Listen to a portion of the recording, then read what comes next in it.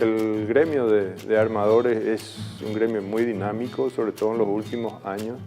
Ha tenido un crecimiento muy importante, no solo en dimensiones, en la cantidad de embarcaciones, sino también en el aspecto tecnológico, en el que se ha desarrollado bastante. El sector de la logística fluvial del comercio exterior paraguayo tiene importancia en el cuidado de la naturaleza. Casi el 90% del comercio exterior paraguayo de grandes volúmenes se realiza por vía fluvial con convoyes de embarcaciones. Argentina tiene un 1% de su producción moviéndose por el río apenas y el 99% restante se mueve por tierra.